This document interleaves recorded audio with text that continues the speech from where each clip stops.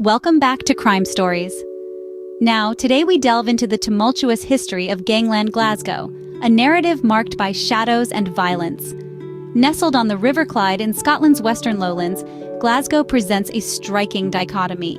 On one hand, it's a vibrant cultural hub, renowned for its impressive architecture and dynamic art scene.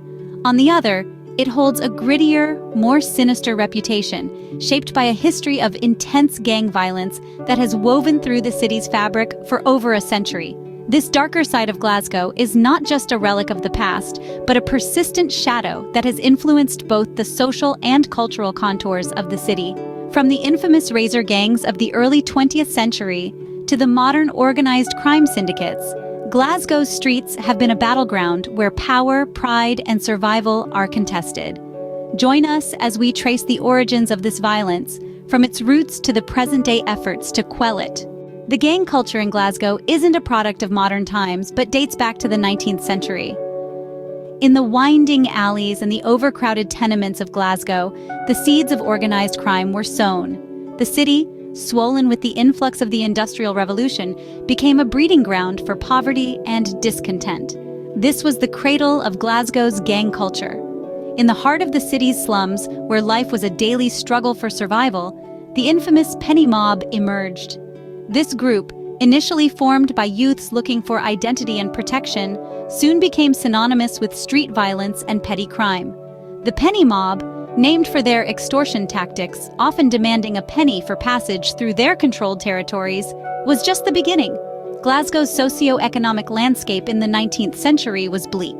The rapid industrialization brought wealth to some, but for the many it meant laboring in harsh conditions for meager pay. Housing was inadequate, with multiple families often crammed into single-room dwellings. Public health was a nightmare scenario, with diseases rampant. In these harsh environments, gangs like the penny mob weren't anomalies but inevitabilities. As the penny mob carved out their territory, other gangs rose to challenge them.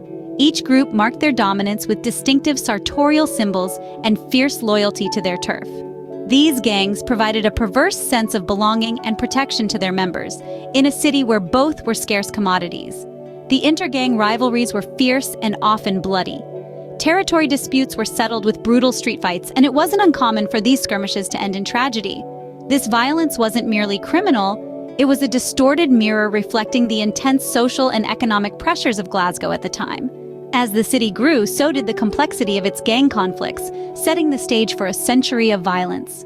By the 20th century, Glasgow's gang violence had evolved, intertwining with local and national issues. As the city's industrial prowess grew, so did the fierce loyalty to local football teams, which became a significant flashpoint for gang-related activities.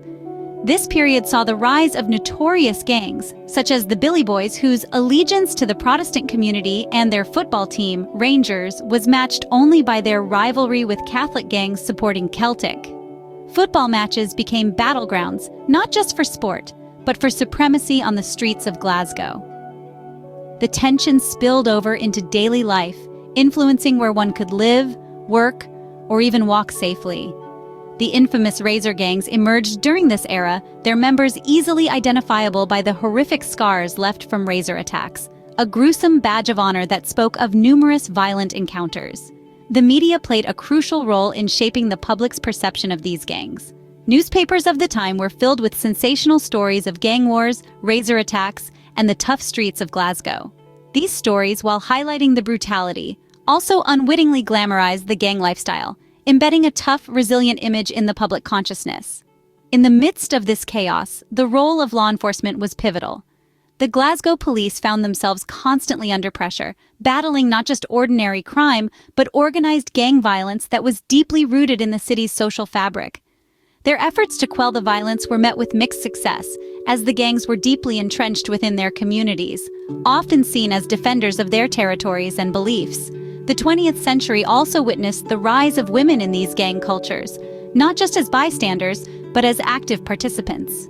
This era marked a significant shift in the dynamics within these groups, adding another layer of complexity to the ongoing strife. These decades solidified the violent reputation of Glasgow, a reputation that would challenge the city's future. Entering the modern era, Glasgow's gang violence saw new dimensions. As the calendar flipped into the 21st century, the city continued to grapple with its notorious reputation. Notably, the year 2010 was a watershed moment in this ongoing struggle. The incident at Maryhill Park, involving the Malavins and Currans, was not just another headline. It was a grim tableau of how deeply violence was woven into the fabric of certain communities. The feud that unfolded was more than a mere skirmish. It was akin to a modern-day clan war, rooted in generations of animosity and grudges. The violence was shocking in its brutality, drawing the attention of the entire nation and painting a stark picture of the challenges faced by the city. This event was not isolated, but part of a broader tapestry of gang-related issues that plagued the city's landscape. The impact on the community was profound. Reports of the event flooded local and national news, casting a long shadow over the city's image and raising urgent questions about the safety and future of its residents. Community leaders and citizens alike were forced to confront the grim reality that Glasgow's gang problem was not just a relic of the past, but a vivid part of its present. The aftermath of the Maryhill Park feud acted as a catalyst for change. It highlighted the urgent need for new approaches to tackle gang violence. The community's outcry led to increased police presence and initiatives aimed at intervention and prevention. These efforts were geared towards not just quelling the immediate violence, but also addressing the underlying social issues that fueled such conflicts. This era marked a turning point, prompting a re-evaluation of how Glasgow dealt with its notorious gang problem. The city began to move away from a legacy of violence, seeking paths toward healing and resilience, proving that even in the darkest times, change remains within reach. Faced with a deep-seated culture of violence, Glasgow began to fight back. The city, once shadowed by its reputation as a hotbed of gang activity, has seen transformative changes over the past decades. Initiatives like the Strathclyde Violence Reduction Unit have been at the forefront of these efforts, pioneering approaches that go beyond traditional law enforcement. Established in 2005, the Violence Reduction Unit was a bold response to Glasgow's escalating gang problem. Its strategy was innovative: treat violence as a public health issue, not just a criminal one. This meant looking at the root causes of violence: poverty, lack of education, limited employment opportunities, and the breakdown of community structures. The unit introduced several groundbreaking programs. One such initiative was the Community Initiative to Reduce Violence. This program was specifically designed to engage directly with gang members, offering them alternatives to violence, such as education and employment opportunities. The message was clear: there are viable exits from the life of crime. Moreover, the focus extended to younger generations through school-based programs. These initiatives taught conflict resolution and provided mentoring, aiming to prevent the cycle of violence from ever beginning. The results were telling.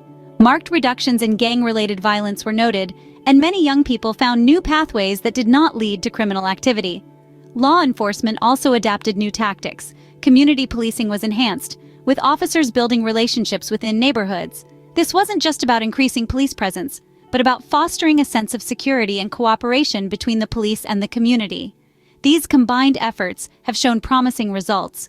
Reports indicate a significant decline in violent incidents and a shift in community attitudes towards violence and law enforcement.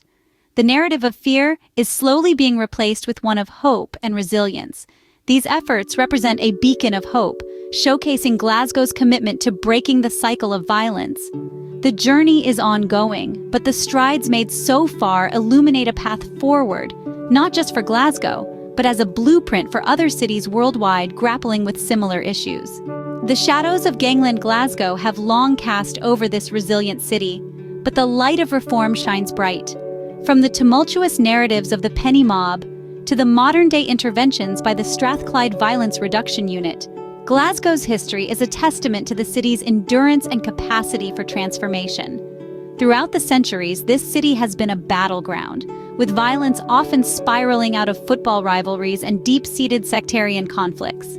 The chilling events at Maryhill Park in 2010 are stark reminders of how deeply these conflicts are ingrained. Yet the city's response has been equally powerful.